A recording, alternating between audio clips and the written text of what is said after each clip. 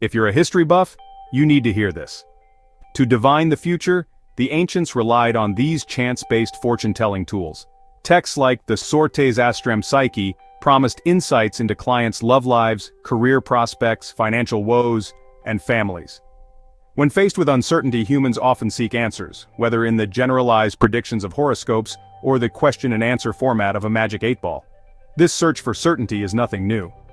In antiquity, individuals attempting to manage their daily lives grappled with questions that would likely resonate with their modern counterparts. Will I win over the person I desire? Will I succeed in my career? Will I survive this illness? Do you know if I will pay back what I owe? Will I be caught as an adulterer? A 2nd or 3rd century CE set of papyri found in Oxyrhynchus, an ancient city south of modern-day Cairo, offers answers to some of these questions, or at least a set of possible answers. Known as the Sortes Astrampsychi, or the Oracles of Astrampsychus, the text, primarily preserved in medieval manuscripts, promised to divine the future methodically yet mystically. Users chose a question from a list of 92, selecting the one that most closely matched their situation.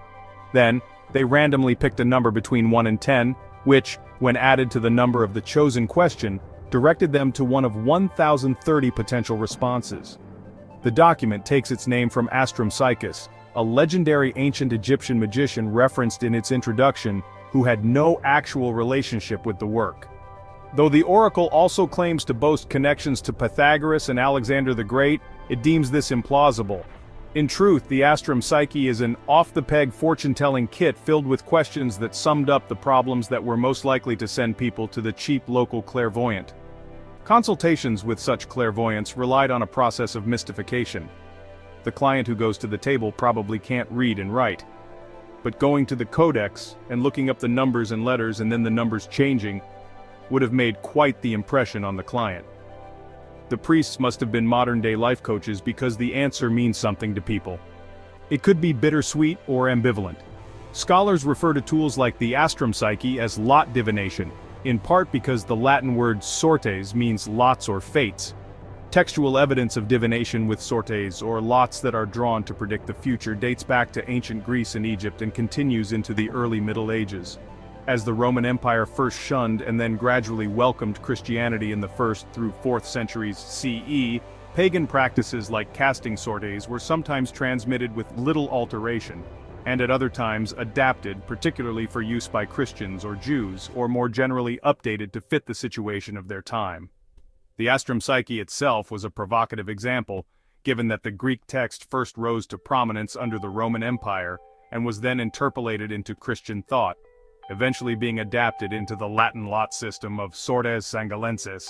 What set the various sorts apart were both their strategy and their tone. While the Pythia, a high priestess also known as the Oracle of Delphi, spoke in hexameter, signaling a sort of divine origin, the Astrampsychi's answers were generally in prose, lending the volume an intimate yet somewhat colloquial voice. These texts address the client in the present tense, in the second person singular in the voice of the oracle, in the case of another divinatory text, so-called the living soul of the book. Some texts even address the querent repeatedly as "O human."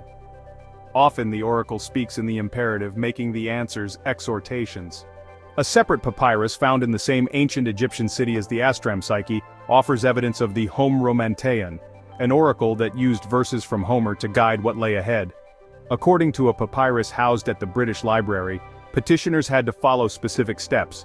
First, you must know the days on which to use the oracle. Second, you must pray and speak the incantation of the god and pray inwardly for what you want. Third, you must take the dice and throw it 3 times. Much like the Astrampsychi, the lines from Homer were meant to furnish some sort of answer, while keeping responses appropriately vague and often ambiguously positive. In one passage taken from the Odyssey, the papyrus implores the asker not to lose hope, saying, "Have courage, heart, you have endured far worse." Based on an analysis of the Astrampsychi, is concluded that roughly 20% of its questions centered on property and inheritance, 13% discussed politics and public office, while 10% were related to business transactions. Another 13% mused on marriage and love. Some questions dealt specifically with the legal process, asking, "Am I safe from prosecution?" and "Will I defeat my opponent in the trial?" Overall, the main preoccupation of the Astrampsychi is money and livelihood. Will I be able to borrow the money? Will I open a workshop? Will I pay back what I owe? Are my belongings going to be sold at auction? Will I inherit from a friend? The law, when it is present, tends to be a looming menace from, am I safe from prosecution? To will I be safe if someone informs on me? Each of the Astrampsychi's 92 questions had at least 10 possible answers. These responses ran the gamut from highly positive to incredibly negative, but perhaps the most interesting were the ones that expressed a sentiment somewhere in between.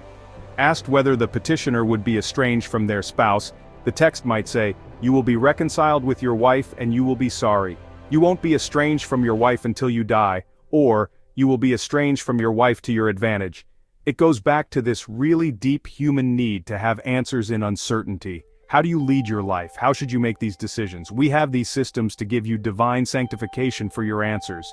Even the timing of when to consult the Astrampsychi was a mysterious process governed by a strict set of rules. Over a given 30-day month, the Sortes could not be consulted at all on 7 different days. On some days, people could only ask questions in the morning or the afternoon. The surviving papyri copies of the Astrampsychi and the Homeromanteon are in Greek, and come predominantly from northern Egypt. But examples of similar texts exist in Latin, Hebrew, Coptic, Syriac, Armenian, and Georgian. According to researchers, these divination tools have been discovered in such diverse locations as the market square of Kremna in Asia Minor, the church at Nassana in the Negev desert, and a palimpsest manuscript from Gaul. Another lot-based oracle, the Sortes Astrampsychi, was inscribed on pillars in marketplaces in Asia Minor, bearing questions pertaining specifically to merchants and travelers. The authors of lot oracles came prepared for petitioners' implicit doubt. In the Gospel of the Lots of Mary, a Christian text dated to the 5th or 6th century CE, skepticism is baked into the language. The phrases "don't doubt" and "don't be double-minded" appear at the end of many answers, and the book's opening advises, "only do not be of two minds." These warnings speak to the duality of human psychology, in which individuals both want to believe in an external divinity like an oracle, and simultaneously acknowledge that these seemingly omniscient beings' words may not ring true. People did doubt them, but on the other hand, it does seem that people took lot oracle's advice into consideration in making decisions. Perhaps for this reason, the Sortes answers did tend to skew positive, meaning petitioners were more likely than not to receive a version of the answer they wanted. The desire to know more about the future may be almost universally human, but the ability to divine what lies ahead was certainly not universal, at least in antiquity. The clientele of the Astrampsychi were mainly elites, members of the lower upper class or higher middle class who had access to property and hoped to earn some kind of inheritance from their families, according to Nather. Many questions concern inheritance. Will I inherit from my mother, my father, or my uncle? Intriguingly, they ask such a variety just about inheritance and about getting richer. Then some people have property and need to work for their money. Will I become a teacher or a magistrate in the city? Based on Nather's experience with related sources in ancient Egypt, she hypothesizes that roughly 20% of Astrampsychi's clients were women, while the remaining 80% were men. In general, ancient Egypt had a more lenient perspective toward the legislative and legal position of women, but this was diminished in some capacity when the region became part of the Roman Empire in the 1st century BCE. Some questions dealt with safety in childbirth, like, will my child and my wife survive? A few could only have been asked by the enslaved, presumably those who planned to escape and wondered, will I be found during my flight? In late antiquity, which academics usually define as between the 3rd and 7th centuries CE, Astrampsychi's questions were increasingly adapted for a Christian context. Inquiries like, will I be a teacher, changed into questions such as, will I travel to the holy places? Queries that once revolved around romance took on religious undertones like, will I be a monk? Questions previously centered on fame and glory, will I become a winner at the Holy Games? Now reflected the possibility of religious status. Will I be a priest, perhaps even a bishop? The longevity is in part to its contextual flexibility. The oracles that were more specific to social and historical context became outdated more quickly, so there are these oracle texts that have a balance between specificity and generality. As Christianity took over the Roman Empire, reactions to lot oracles typically followed one of two different paths: backlash, leading to a refusal to engage with pagan practices, or reinterpretation, like the Astrampsychi questions that were reframed for a Christian society. Historical records suggest that Christians relied on oracles that used this question-based methodology into the medieval era. A passage from the Alexiad, a text that chronicles the reign of Alexius I Comnenus, who presided over the Byzantine Empire from 1081 to 1118, notes the emperor's reliance on divination when deciding to go to war. Alexius's daughter Anna Comnena reported that her father felt unable to trust his judgment and was unwilling to rely on his unaided calculations. On 2 tablets, Alexius wrote the question, "Should I go out to attack the Cumans?" On one, yes was added, on the other, no. A bishop left the sealed tablets on an altar overnight, then picked one up at random and read its verdict out loud.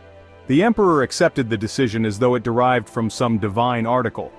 Even today, modern audiences seek a certain kind of divine certainty.